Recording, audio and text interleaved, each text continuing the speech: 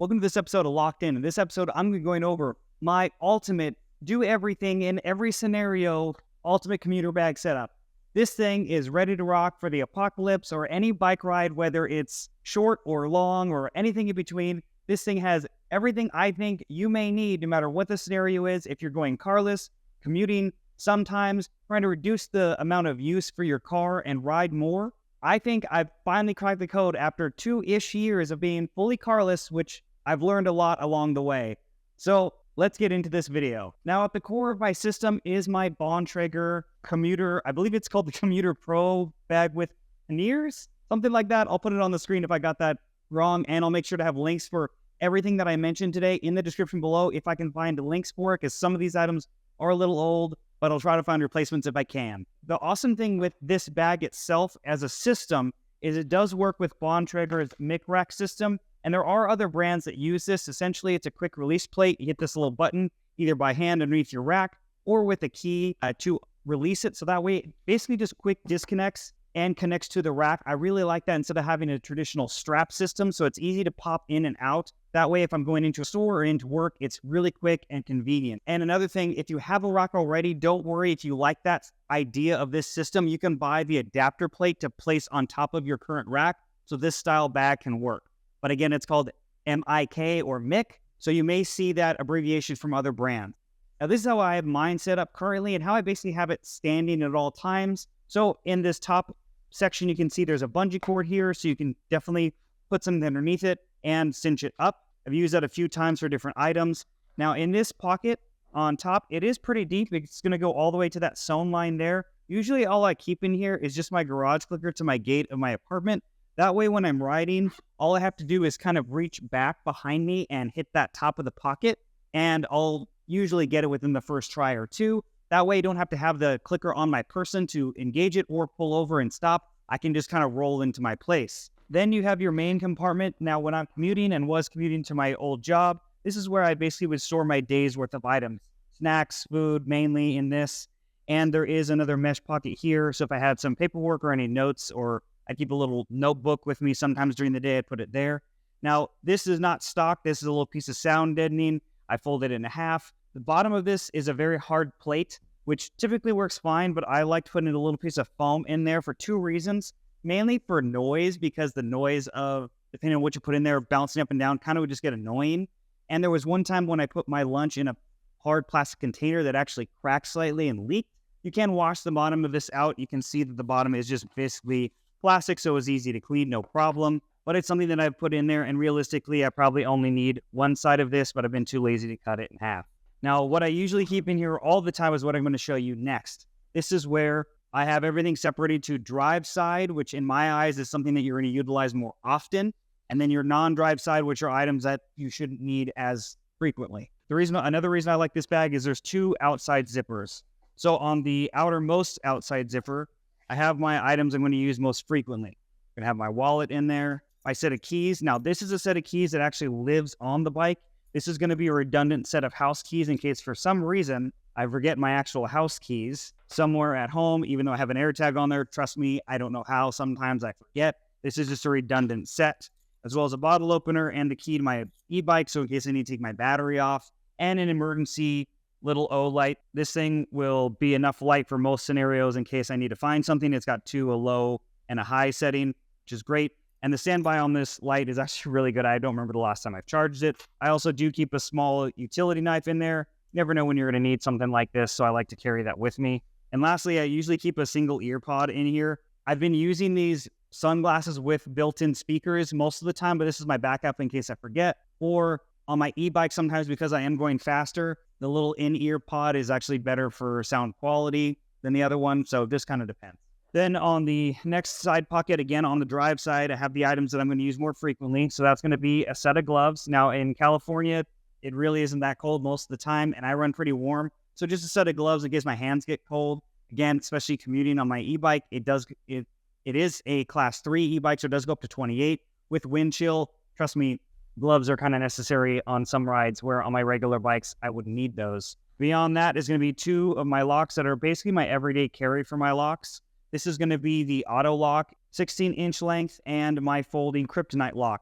Now, these are a great combination for most of my pit stops or grocery runs or errands. And depending on how long I'll be there, this is basically just for my front wheel to something or front wheels of the frame. And then I'll utilize the folding kryptonite lock around the frame of the bike to something else. As far as safety rating goes, if it means anything to you, kryptonite has a 1 out of 10 scale. This is a level 5 folding lock, but they have up to a level 7.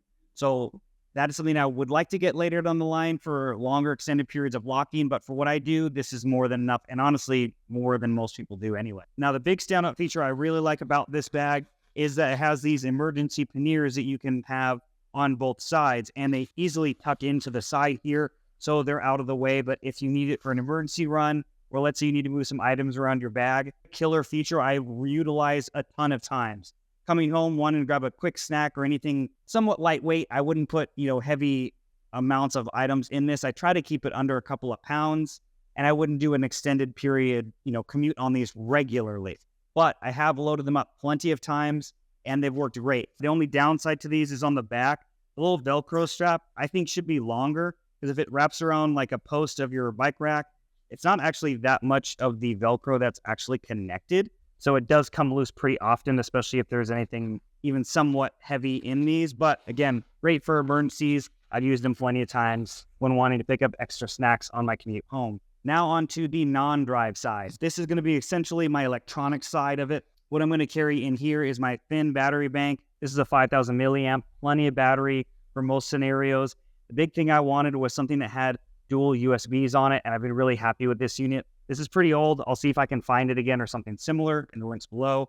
I have an older iPhone, so I do have a lightning cable. I do have a single USB cord, so obviously if I upgrade my iPhone or switch to a different type of phone, I can utilize just this. I have some CR2032 batteries. Again, this bag is for every scenario because depending on the bike, I do have shifters that run off these, my heart rate monitors, or other items that you may use in your setup that can utilize these. They're really thin, cheap, and light to carry with you. Why not? Then I have a dual micro USB charger cable. Now, because all the lights I use on my bike currently are micro USB, this is great because I can charge 2 lights at once. And since they all are the same style and brand, even if one dies, I have a redundant system and don't need a proprietary cable, and again, can charge multiples.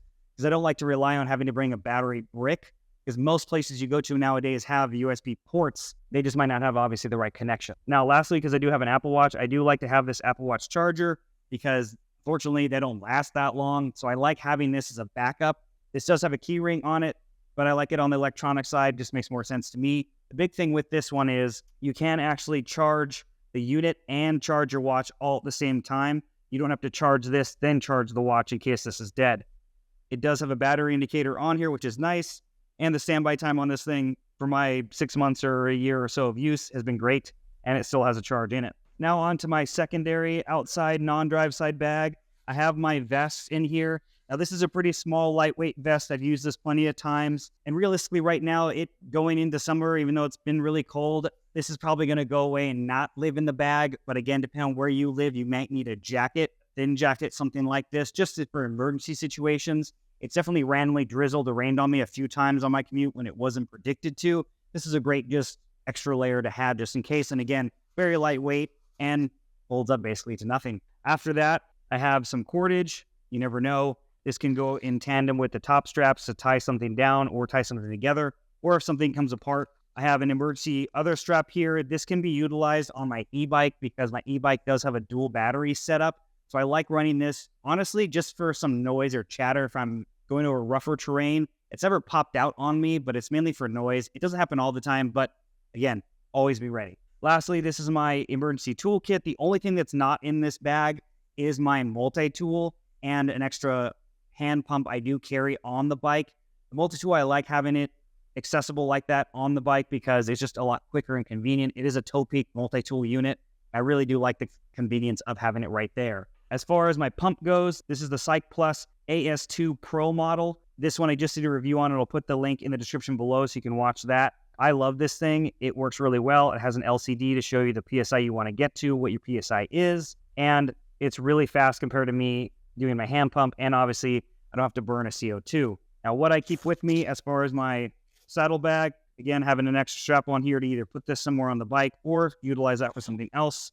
I have the things that are most likely that I'm going to use. Now, my bike that this lives on is tubeless, so I have a Dynaplug Air, and I have the review for this. I'll put that in the description below. Multiple tips in case I need more than just one. I do have a few loose little bolts that I can use for bike rack, bottle cage bolts, or anything on the bike. These all will work in different lengths, as well as I do have a spare tubeless valve. You never know. Then in my little roll here, again, as you can see, I like redundancy. I have a CO2 cartridge just in case, which can be screwed into my Dynaplug Air if I really need to utilize it. But realistically, this will probably go away, and I'll probably put another Turbolito tube in here because that's one thing I don't have two of. I have a quick link tool with an extra chainring bolt. Then I have 2 tire levers. Realistically, I haven't broken one in a while. I need to just buy a Pedro lever to put in here because those I've never broken on trail. It's just this is what I had, and I wanted to fill it with. And a Turbolito tube. But again, the only thing I would modify out of this is putting 2 of these in here. And lastly, I do have actually another compartment that I've kind of made hidden, and I'll tell you why. This is essentially a little pocket right here, and I've actually taken the little zipper tag pull off so it doesn't look like it's a pocket. This actually does house a rain fly, so I've never used it. This bag's been pretty water resistant. I'm never worried about like it soaking through on the few rainy rides I've ridden through. The reason what I did that for is actually shoved a Apple AirTag inside of the rain fly, and the reason being is in case somehow they figure out how to take it off the mix system, because it's not super obvious if you don't know what to look for, is I can recover the bag and the bike separately. They both have AirTags on them. And I know you're going to blow up the comments saying they're going to be known that they're going to be tracked and lose it, but hey, it's an extra layer of security if they cut through my locks. I definitely want what's inside this bag, especially if it's got my wallet or any other items in it. So if they do get separated, I have trackers for each. That was a big thing for me. But this does have a rain cover. So I think this bag, honestly, in my eyes, covers a lot of variety and versatility.